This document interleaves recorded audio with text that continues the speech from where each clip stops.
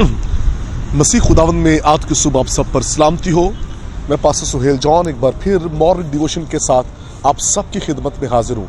हम सीख रहे हैं मुर्दा ईमानदार कलीसिया के लिए बदबू का बाइस है। खुदा के लोगों, मुर्दा ईमानदार जहाँ भी होगा उससे लोग बरकत नहीं पाएंगे। वो जहाँ कहीं होगा वो अपने किरदार, अपने रवैये से लोगों को दुख ही देगा। आज सुबह हम बात करेंगे यहूदा इस्करियोती पर। खुदा के लोगों, आप जानते हैं कि ये मसीह खुदावंद की मिनिस्ट्री में था और मसीह खुदावंद का ये डिसाइपल था और फिर इसको एक अच्छा मिनिस्ट्री के अंदर डेजिग्नेशन दिया गया। लेकिन क्या ये उस पर कायम रहा? क्या इसका किरदार, इसकी जिंदगी हमें ठीक नजर आती है? यीशु के साथ रहने वाला, खिदमत गुजार, यीशु की मिनिस्ट्री के अंदर फाइनेंस को लीड करने वाला। कलाम खुदावंदी के अंदर लिखा है कि यहूदा इस्करियोती ने 30 सिक्कों में यीशु मसीह को बेच दिया। ये वो ईमानदार है जो मुर्दा किरदार के साथ इस मिनिस्ट्री के अंदर था। इसका मिजाज, इसका रवैया, इसका किरदार मसीह के लिए अच्छा नहीं है और इसने वो काम किया जो इसे नहीं करना चाहिए था। और ये काम करने का सबब क्या था? जब हमारा ज़मीर मुर्दा हो जाता है, जब हमारी सोचें मुर्दा हो जाती हैं, जब हमारी जिंदगी बदबूदार हो जाती है, दुनिया की ख्वाहिशों से भर जाती है, जैसे इसके अंदर रुपए पैसे की ख्वाहिश है, और इसने 30 सिक्कों में यीशु को बेच दिया। और क्या ऐसा करने से ये ब्लेसफुल रहा? कलाम खुदाबंदी के अंदर लिखा है कि इसने फांसी ले ली।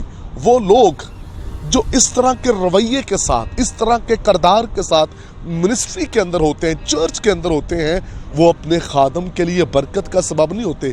कई यहूदा इस्करियोती हैं जो मुर्दा हैं और कलीसिया के अंदर उनका काम ही ये है, वो अपने खादम के खिलाफ, वो चर्च के खिलाफ हर वक्त प्रोपोगंडा करते रहते हैं।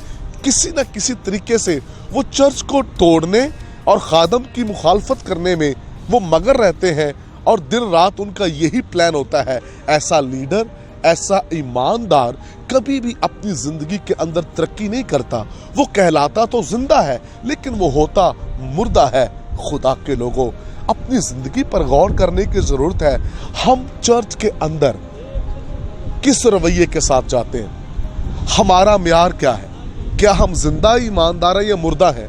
अगर तो ऐब जुइयां करने वाले, खादम की मुखालफत करने वाले, चर्च को अगर हमारा काम तोड़ना है और अगर हम कलीसिया के अंदर ऐब जुइयां कर रहे हैं, खुदा के काम को खराब कर रहे हैं, तो फिर हम मुर्दा ईमानदार हैं। और मुर्दा ईमानदार जहां कहीं होगा वो अपने बदबू को फैलाता चला जाएगा और उसके इंटर होते ही बदबू फैल जाती है, नफरत की बदबू फैल जाती है, उसके इंटर होते ही मुखालफत की बदबू फैल जाती है, क्योंकि उसका काम ये है, हमें मुर्दा ईमानदार नहीं होना बल्कि जिंदा ईमानदार होना है। यहूदा इस्करियोती की स्पिरिचुअल ग्रोथ भी रुक गई। और फिर हम देखते हैं यहूदा इस्करियोती के मरने का रीजन क्या है। जब आप रूहानी तौर पर मुर्दा हो जाते हैं फिर आपको समझ नहीं लगती कि आप क्या कर रहे हैं। रूहानी तौर पर मुर्दा होकर रहना ये बड़ी अफसोसनाक हालत है।